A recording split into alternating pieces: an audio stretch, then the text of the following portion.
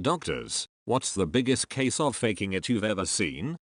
30-year-old woman came to the ED with such excruciating belly pain. Paralyzed. Oh god, it hurts when you press there. Must have oxycodone now. ED doc said if she can get out of the ED bed and do 20 jumping jacks we can give her the oxy. She did 20 jumping jacks, then got kicked out of the ED.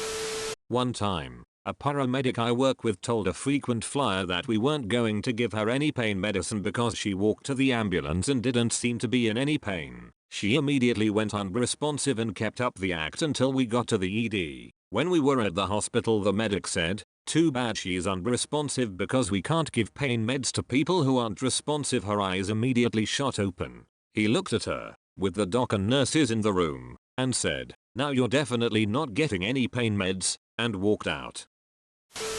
My mom's a nurse and she said once some crazy lady came in and complained that she had the whooping cough, and whenever she coughed she followed it with a loud whoop. She's doing it wrong. That's a coughing whoop. My cousin got glasses. Her 7-year-old little sister also wanted glasses because she thought it was so cool to wear them. So she started telling her teachers she couldn't read what was on the chalkboard, and she'd squint at home and go incredibly close to the TV to watch things because she said she couldn't see things clearly. Her parents got worried and took her to the doctor. She read everything wrong on the vision test. Everyone seemed convinced that she needed glasses, but the doctor was a little concerned because the tests indicated she needed really thick glasses, and usually that wasn't the case unless there was a family history of vision issues. Her parents both had 20/20 vision and her sister only had astigmatism. They all realized she was faking it, so the doctor told her parents in front of her that she'd need some pretty intense eye surgery so she'd be able to see without glasses. They even wheeled in a machine to make it convincing to say they could do the surgery right then and there. She freaked out, confessed to faking it all and started to cry. She got grounded for a while. I'm an IQ and a nurse. We get a lot of malingering in the air. One day, one of our frequent flyers came in and started faking a seizure in Tridge. Now obviously I know this lady and she's fake seized a million times before, but this time it's in the lobby in front of about 30 people, who have no way of knowing that it's fake. She's lolling around on the floor making a damn fool of herself and folks look horrified. I walked up to her and said calmly, "Karen, what are you doing?" To which this genius responds, "I'm seizing." I told her to stop seizing, so she did. When I was a kid I learned I could fake sick and get out of school. So 1 to 2 days a week I would get a migraine and hold my head and complain and I would get to go home. Eventually my parents took me to a neurologist who said maybe you just don't let him eat chocolate and sugar. I admitted to faking and was grounded for a long time. Had a patient when I was an intern feigning blindness. She would constantly be playing on her smartphone, only furiously trying to hide it when someone from the care team came into her room. The best was when my attending one day strolled past her room and threw his hand up in a highly exaggerated hello wave. She started to throw her arm up too but caught herself halfway through, then threw her hand back into her lap and pretended to be staring off into nothing. A patient claimed to have all kinds of illnesses and would cough every minute or so. Have you tried coughing when you don't need to? It's like a normal cough but you take the subwoofer away. Now imagine that, but 10 times more fake.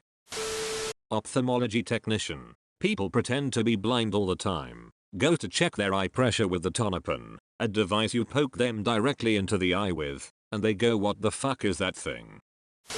When I was a kid, I would plan my sick days way ahead of time. Had an old thermos that I would pour leftover milk, meat, whatever, leave it on the windowsill in my bedroom just letting it fester for a month. Of course the thermos was closed so no smells escaped. I set an alarm for the middle of the night, dumped the contents of the thermos on my rug and ran in to tell my dad I was throwing up and so sick. However, this thermos monstrosity filled the entire condo up with horrible smells and both me and my dad ended up puking into the tub at the same time every time we tried to clean up the rug. He had to take the day off work too. Needless to say, I never pulled that again. Years ago I had a patient who had been rear-ended in an auto accident a few weeks before I saw her. She had a history of lupus. She was decked out in the usual I'm crippled paraphernalia, crutches, neck brace, elbow braces, wrist braces, knee braces, and could barely walk. I saw her a couple of times and she showed no improvement. One Saturday I was on call but had to take a back streets route to the hospital because of an event taking place on the main thoroughfare. I apparently drove through her neighborhood because, wonders behold, there she was wearing old lady spandex power walking down the sidewalk, holding weights in both hands. I did not call out to her. Next week, she was back in clinic with her I'm crippled get up on again. A few weeks later I got the subpoena for the deposition, and it all became clear. My mom was an emergency room nurse. Years ago they brought a prisoner from the local pen in who seemed to be unconscious. The guards were suspicious that he was faking it. They checked his vitals and everything seemed to be okay. The attending doctor tried poking him in the foot with something pointy. Nothing. Then he got an idea. They took a rubber hose and inserted it in the back of his throat as if they were intubating him. That did the trick. He sat up very quickly, coughing and gagging. 4th year medical student. On my ER rotation and a trauma came in from a woman that had been arrested. During the drive the patient banged her head 4 times against the window of the police car and then went unresponsive. She came to us with a bruise over her forehead and unresponsive. We all smelled BS but the patient was a great actor. Didn't even flinch during the digital rectal exam, which is standard for all patients that come in through the trauma bay. Though some of the nurses said that they caught her peeking at us when we'd leave the room. We ended up getting a CT scan, which was normal, and was even considering intubating her to secure her airway when our attending finally walked over to her, opened her eyelids and held them open while telling her to wake up. Finally she started fighting to close her eyes and the jig was up. The doctor called her out and she proceeded to start screaming at us. She was much more pleasant when she was pretending to have a brain injury.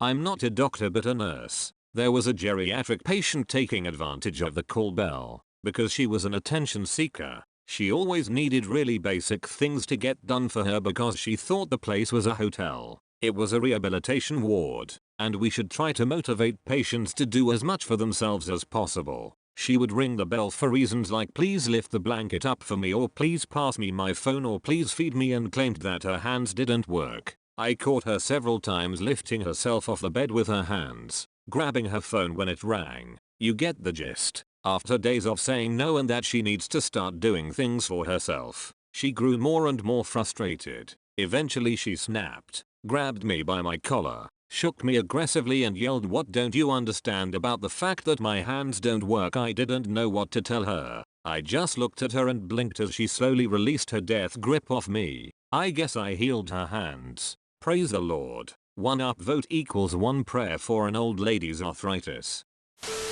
Sorta along the same idea. Working at a pharmacy we saw a guy come in to try and get a refill on some pain meds that had no refill. After pleading that his ear really hurt we told him again we couldn't refill it. One of the other employees saw him step into a side hallway and take a pencil and jam it forcefully into his ear repeatedly, drawing blood. He calmly left and went to the ER. He came back a few hours later with a prescription for pain meds. My brother was an EMT for 2 years and he told me this. People will try to use the ambulance as a means for transportation from Fulton to Oswego, because the hospital is in Oswego, by faking seizures. Sometimes when the head EMT guy was feeling fun and knew that the person was faking, he'd say something like, "Man, it's weird that he's having seizures but not peeing himself." Apparently the person would kind of snap out of it for a second, weigh up the repercussions, then either pee themselves or stop faking. I thought that was hilarious.